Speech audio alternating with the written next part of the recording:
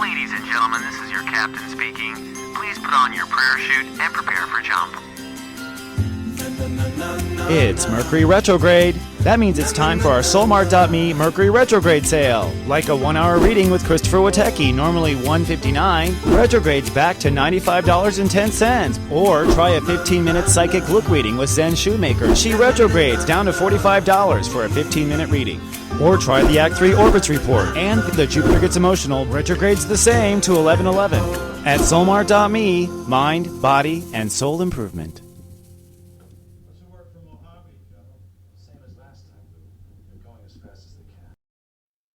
Soul Garden.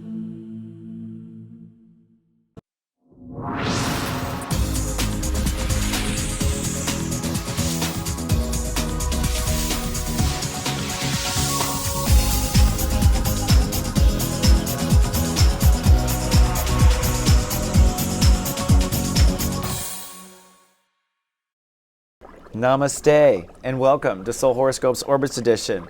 From my webcam to yours, I'm Christopher Witecki, your astrologer and soul biographer, here to help you put the pieces of your soul story together. And before we dive into your horoscope, I just want to give some gratitude to all those who have donated to soulgarden.tv in the last week. Thank you so much. And for those people who have purchased readings as well. We are continuing the sale. It has helped our situation, and we are very grateful.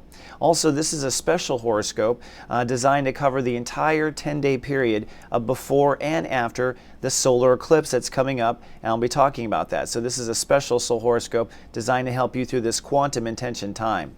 So the sun is in sexy Scorpio. We are working on our intimacy, our boundaries, our transformation, and we're working on committing to infinity. That's how serious Scorpios take it. We're going to deal with our core boundaries, and a solar eclipse is going to give us a quantum shift on November 3rd. Now, the moon signs most affected from the eclipse on are Scorpio in the eclipse, then Sag, Capricorn is very affected, and Aquarius is at the end of the week. The moon signs most affected by this, of course, are going to be the Tauruses and Scorpios, Sag and Geminis, Capricorns and Cancers, and Aquarius and Leos. But the orange ones are the moon signs that might go into depression or the dark side based on the fact that it's the anti-sign right now. Now, looking at orbits, man, I want to point out what the solar eclipse is going to do to our chakras. You may not know this, but Scorpio actually rules 2 chakras, the back of the throat and the front of the solar plexus there. The orange chakra works with Taurus, and that's what gives Scorpio the ability to rule the number 0 and complete a boundary around the soul. So this particular eclipse is going to be a tug-of-war in some senses because of the Earth is going to be located in Taurus, and the sun and moon, of course, in Scorpio. So this really is the creation and death transit, and a very powerful one. And each of your horoscopes, I'll be talking about how you can have some quantum creation in this solar eclipse.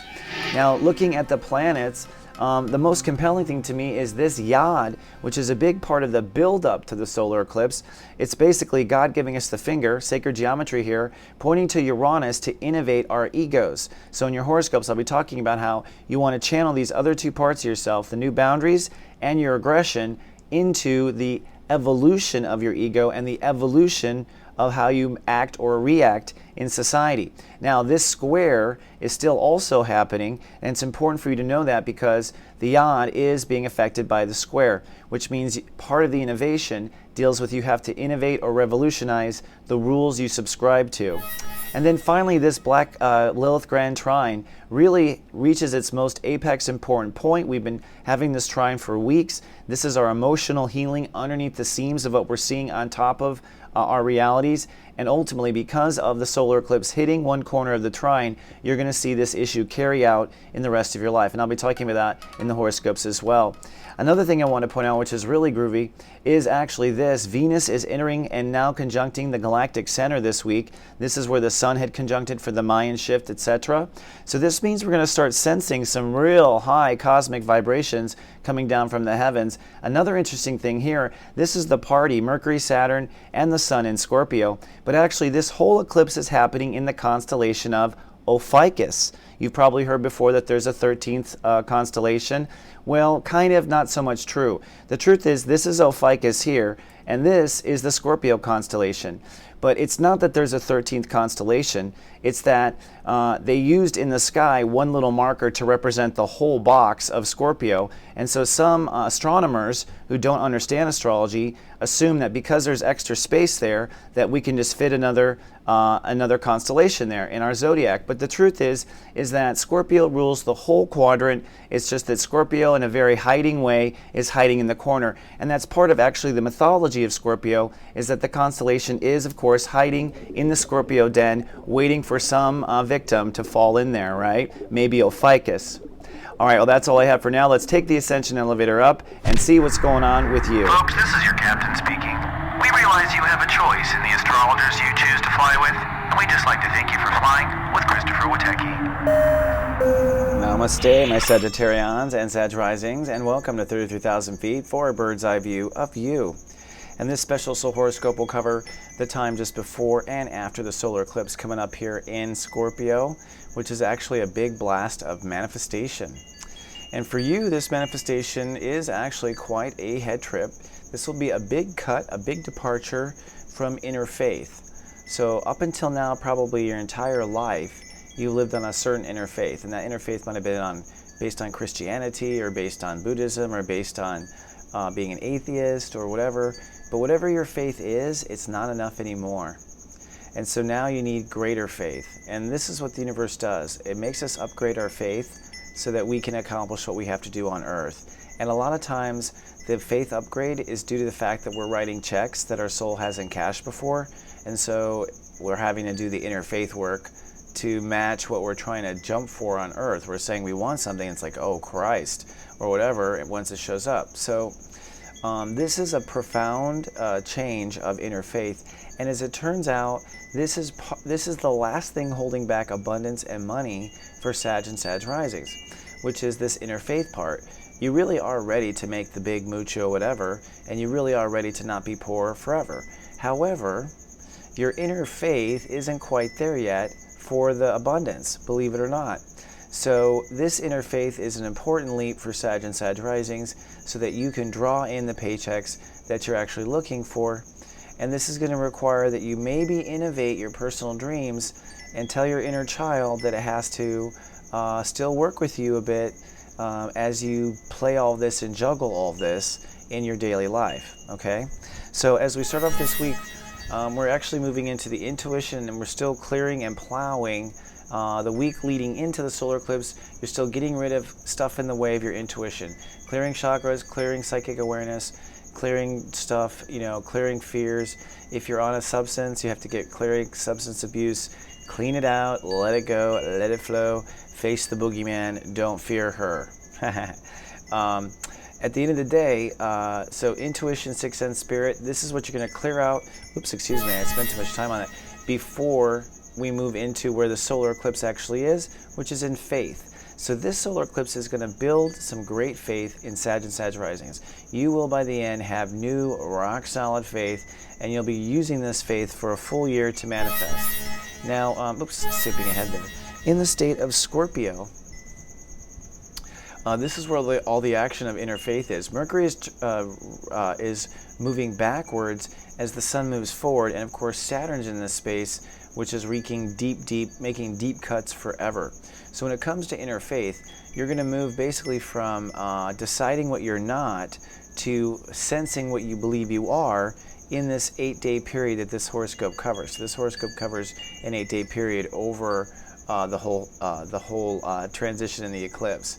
Now, looking at the state of Cancer, the state of Cancer is super important because this is your emotions around change and your emotions around where the limits are and the boundaries. So the universe has been pushing your limits up to step 20.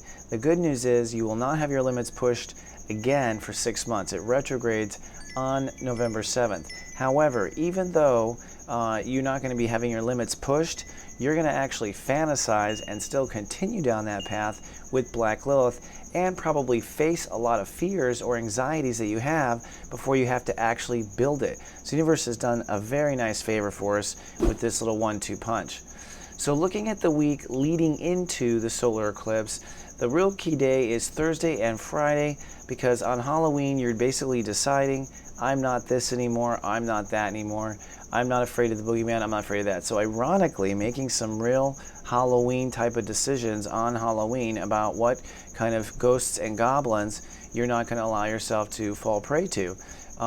So this is ultimately what you have to do. The moon is in Libra at the time, and so emotionally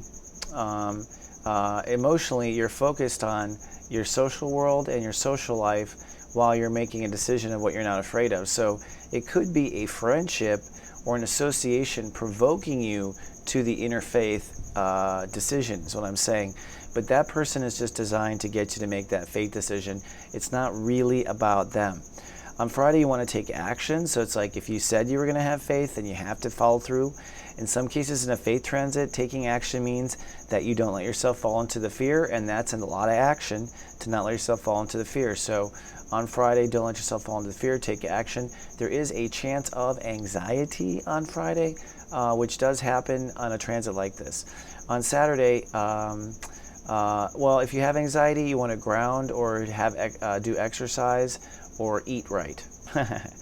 Get plenty of sleep, because you need to ground, basically, if that's the case. On Saturday, you're going to love and trust that you're basically cutting away the things that don't work for you. So you could be quitting smoking, you could be quitting a lot of things that are symbols of you starving yourself or suffocating yourself, which is what these things are. So on Saturday, you're loving and trusting and holding space. This is the day, of course, before the solar eclipse, which is on Sunday. Now, this solar eclipse is at 11 degrees. So what this means is that it's going to be a healing integrity solar eclipse, a real blast to push for integrity.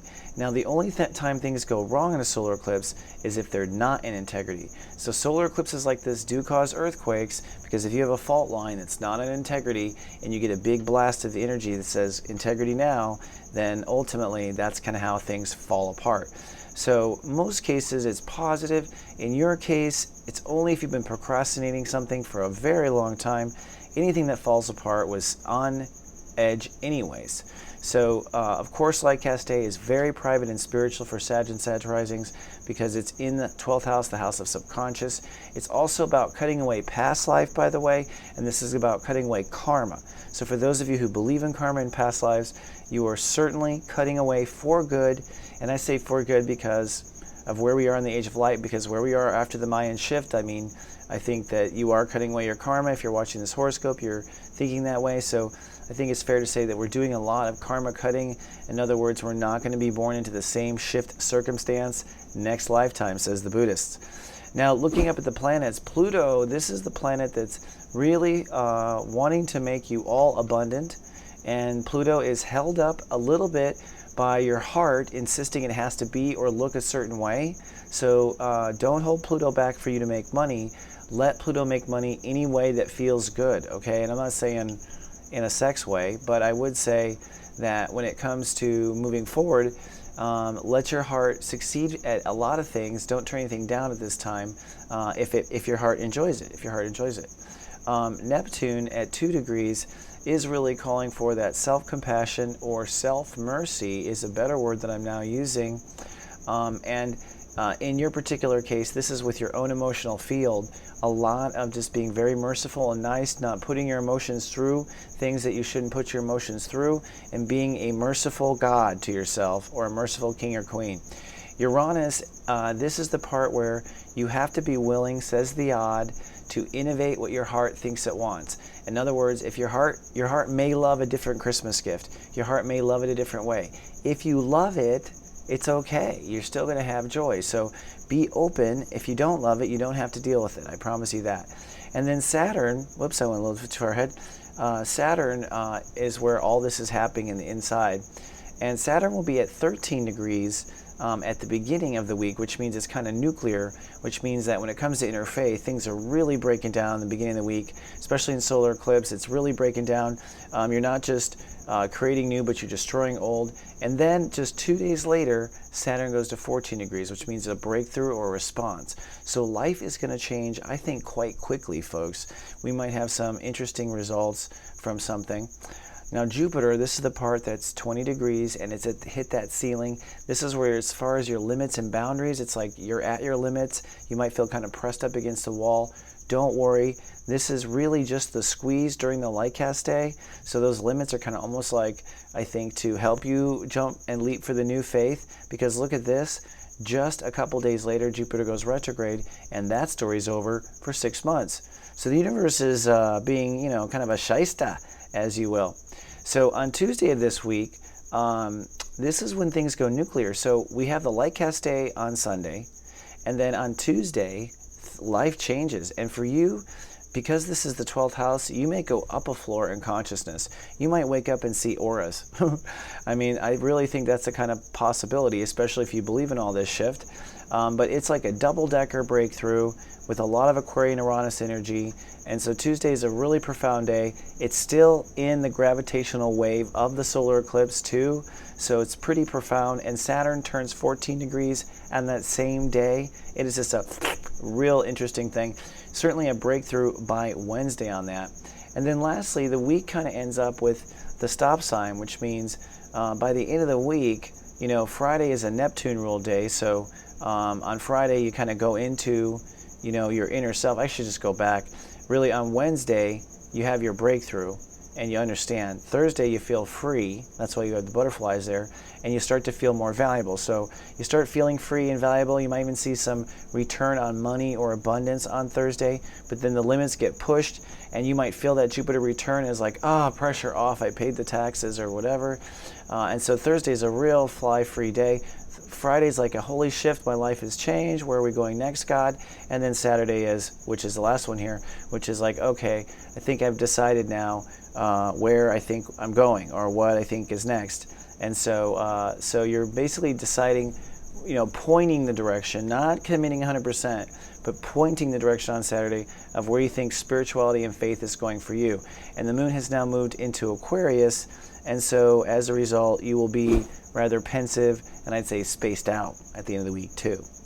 So it's time to jump now. Put on your parachute, and I will see you at the bottom of 33,000 feet. This is the best way to go down. See our prizes and specials. And when we get back, I've got a brand new Serious Joy toy just for you after this.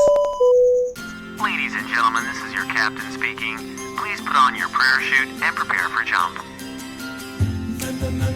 It's Mercury retrograde. That means it's time for our Soulmart.me Mercury retrograde sale. Like a 1-hour reading with Christopher Witecki, normally $159, retrogrades back to $95.10. Or try a 15-minute psychic look reading with Zen Shoemaker. She retrogrades down to $45 for a 15-minute reading.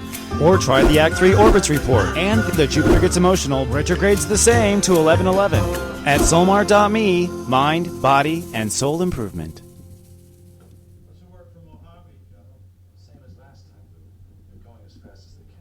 Hello, my Sag and Sag Risings, and welcome now into Witecki Theater for the Serious Joy Toy of the Week. And if you don't know, my Serious Joy Toy is like a little game I give you to play with yourself in your head to kind of keep you focused on what we're spiritually doing. And I'm going to give you 2 Joy Toys today. The first one is because you're stepping into and out of karma, you've got to basically say the line, we're not in Kansas anymore, Toto, all week long, okay? We're not in Kansas anymore, Toto. Because you're not. You are not in whatever world you thought you were in, and you're not going to be, and you just got to put yourself in the Wizard of Oz and recognize that that is in fact the case. And then during the solar eclipse, allow the tornado to take you somewhere cool. So I want you to allow the tornado to pull you up, the tornado of your life to take you off. And yes, it's going to take you up, and it's going to take you to something cool. It's not going to be somewhere you've been before, and it's not going to be Oz, but it's going to be a place that's cool, and you may not have to stay where you go. All right, but you are going to go somewhere really bizarre and different now. All Sag and Sag Risings, you're off on an interesting journey, and to some degree, it might be a past life journey. That's what's so fascinating about it. All right, my archers, I love you. You have the greatest, most optimistic energy on the planet. You're one of my favorites out of all 12. And I will see you in 7 days with more. Until then, live, love, be.